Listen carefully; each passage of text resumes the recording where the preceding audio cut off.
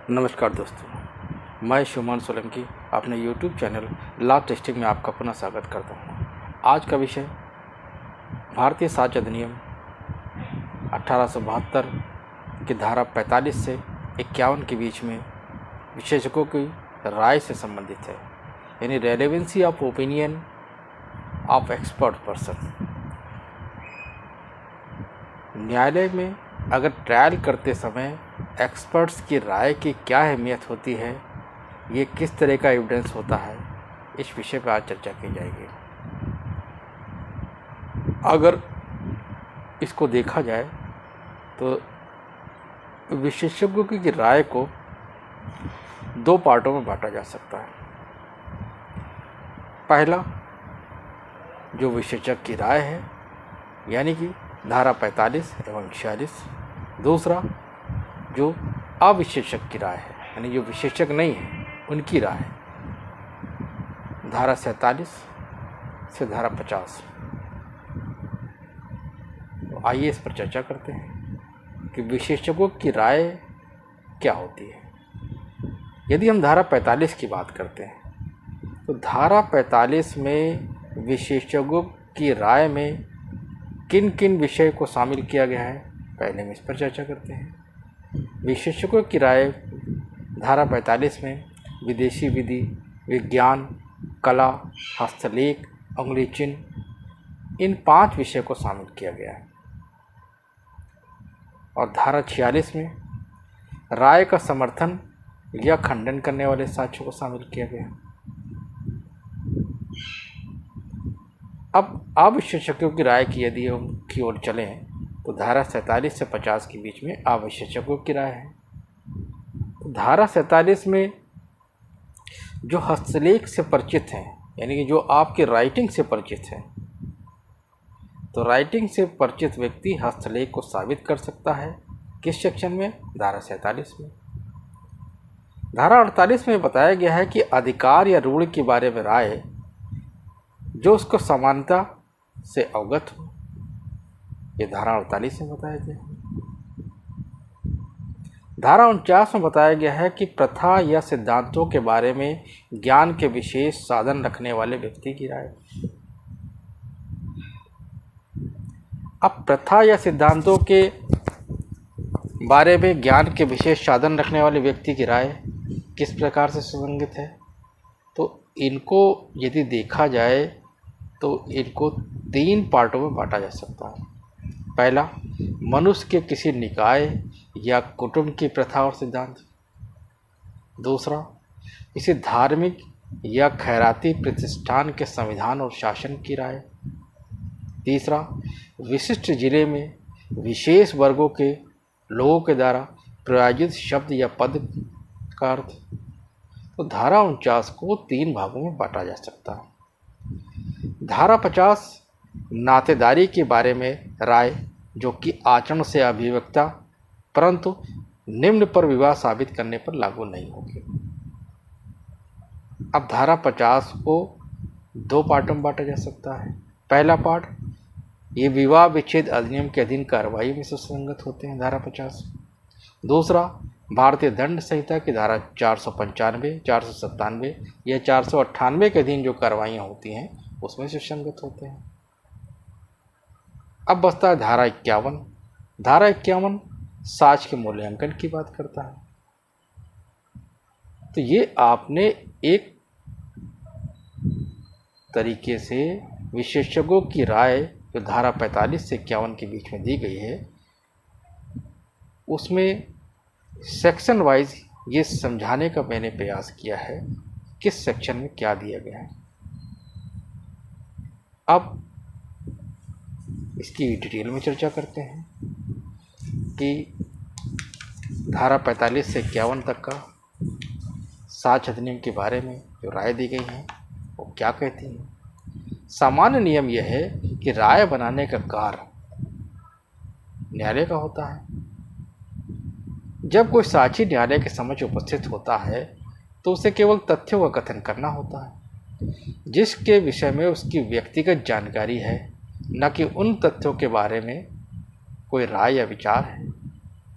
परंतु कभी कभी न्यायालय को किसी विधिक या सुसंगत तथ्य के बारे में राय निकालने से पूर्व कुछ तकनीकी प्रश्नों का हल निकालना पड़ता है, जो सामान्यतः अनुभव तथा ज्ञान से परे होता है। इस स्थिति में सामान्यतः विषय के जो विशेषज्ञ होते हैं की राय मानना आवश्यक हो जाता है। ऐसे विशेषज्ञों के द्वारा दी गई राय धारा 45 से 51 के अधीन सुसंगत होती है। इस संदर्भ में अगर धारा 45 के मामलों का उल्लेख करें इसमें विशेषज्ञों की राय सुसंगत होती है, तो उसमें सर्वप्रथम हम विदेशी विधि के बारे में बात करेंगे। विदेशी विधि के मामले में विदेशी विधि भारतीय साक्ष्य अधिनियम के अधीन दो प्रकार से साबित की जा सकती है। पहला, धारा 38 के अधीन विदेशी विधि की पुस्तकें पेश करके, जो सरकार के प्राधिकार से मुद्रित एवं प्रकाशित की गई है। दूसरा, विशेषज्ञ को पेश करके जो उस विदेशी विधि से भली प्रकार से दक्ष हो, एक्सपर्ट हो। अब विदेशी विधि से मतलब क्या होता है?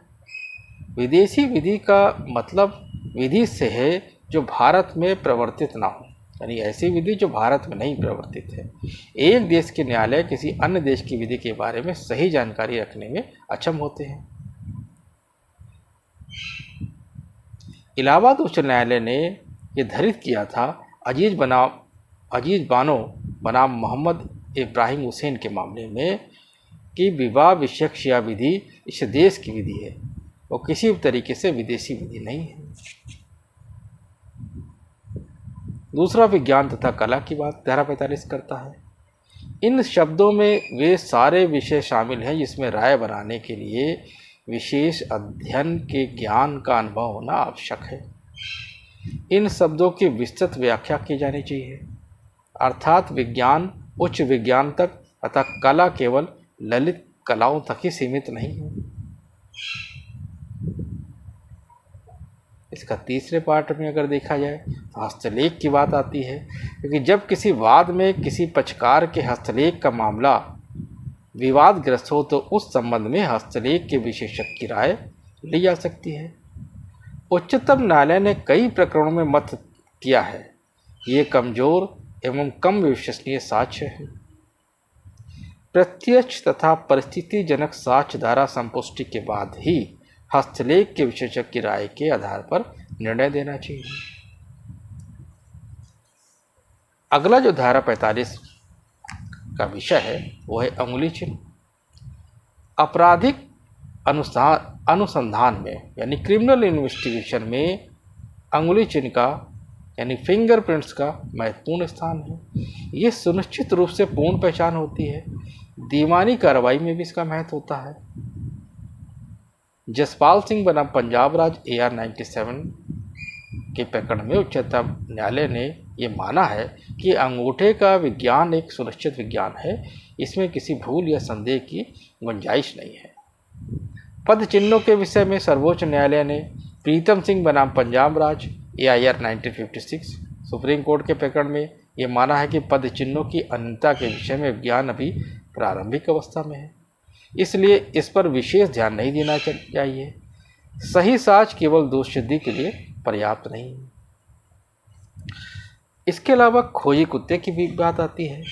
अब्दुल रज्जाक बनाम महाराष्ट्र राज्य AIR 1970 के प्रकरण में सर्वोच्च न्यायालय ने निर्धारित किया था कि आधुनिक युग में विज्ञान की प्रगति को देखते हुए कुत्तों द्वारा अपराधी की जासूसी यदि भी साक्ष्य में ग्राह्य है तथापि इस साक्ष्य में अधिक बल नहीं होता है।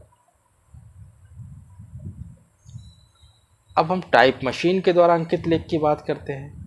इस पर सुप्रीम कोर्ट ने हनुमंत बनाम मध्य प्रदेश AIR 1952 के प्रकरण में विशेषज्ञों की राय को एक विशिष्ट अक्षर या किसी विशिष्ट टाइप मशीन से अंकित किया गया है, इस आधार पर लेने से इनकार कर दिया कि संबंधित विषय धारा 45 के क्षेत्र के अंतर्गत नहीं आता है।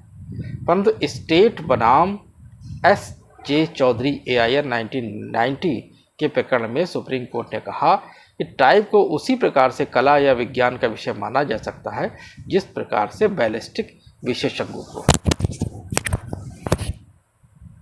अब मैथुन समर्थन के लिए मेडिकल जांच की बात कर लेते हैं। अमोल चौहान बनाम ज्योति चौहान AIR 2010 सुप्रीम कोर्ट के प्रकरण में पति के मैथुन असमर्थता के आधार पर पत्नी द्वारा दायर तलाक की याचिका में न्यायालय ने सच्चाई जानने के लिए पति की डॉक्टरी परीक्षा की इजाजत दे दी थी, जिससे संविधान के अनुच्छेद 21 और 20(3) में दिए गए मौलिक अधिकार का उल्लंघन नहीं माना, क्योंकि संविधान में राइट टू सेल्फ इंक्रिमिनेशन की बात कही गई है। विशेषज्ञों की राय की सुसंगति तथा उसका मूल दो भिन्न प्रश्न है। अधिनियम में केवल सुसंगति के बारे में कहा गया है, मूल के विषय में कुछ नहीं कहा गया है। मूल के संदर्भ में निम्न बातें विचारणीय है। पहला, कि विशेषज्ञों से गलती हो सकती है या वह जानबूझ करके किसी पक्ष के विषय में झूठ बोल सकता है। उसका परिसाच, उसका एक राय है जो कि गलत भी हो सकती है। विशेषज्ञ चाहे कितना भी ईमानदार होने की कोशिश करे, वह पक्षकार के पक्ष में अनजाने में बोल सकता है जिसने उसे बुलाया है। कृष्णचंद सिंह बनाम बाबू गणेश प्रसाद भगत AIR 1954 सुप्रीम कोर्ट के प्रकरण में उच्चतम न्यायालय ने कहा है कि विशेषज्ञों की राय किसी बात पर निर्णायक नहीं हो सकती। किसी विशेषज्ञ की राय निम्न आधार पर अस्वीकार की जा सकती है। पहला, वो राय बनाने के लिए उचित मानसिक दशा में नहीं था। दूसरा, वह किसी से हितबद्ध था। तीसरा, वह भ्रष्ट आचरण से का व्यक्ति था। चौथा, वह अन्य प्रतिकूल राय अभिव्यक्त कर चुका है। तो इन 4 आधारों पर धारा 45 में विशेषज्ञों की राय को अस्वीकार किया जा सकता है। ये किस केस में बताया गया था? ये कृष्णचंद सिंह देव बनाम बाबू गणेश प्रसाद भगत AIR 1954 में बताया गया था। अब साधारण साक्षी और विशेषज्ञ साक्षी में क्या अंतर होता है, और धारा 46 से लेकर धारा 50 तक के अन्य जो विशेषज्ञों की राय की सुसंगति की बात जो है वो मैं अपने आने वाले लेक्चर में बताऊंगा, क्योंकि यदि अगर इसको इस लेक्चर में जोड़ा तो लेक्चर काफ़ी लंबा हो जाएगा। यदि आपको मेरा लेक्चर समझ में आता है तो कृपया इसे लाइक करें, सब्सक्राइब करें, शेयर करें, कमेंट करें। जय हिंद, जय भारत।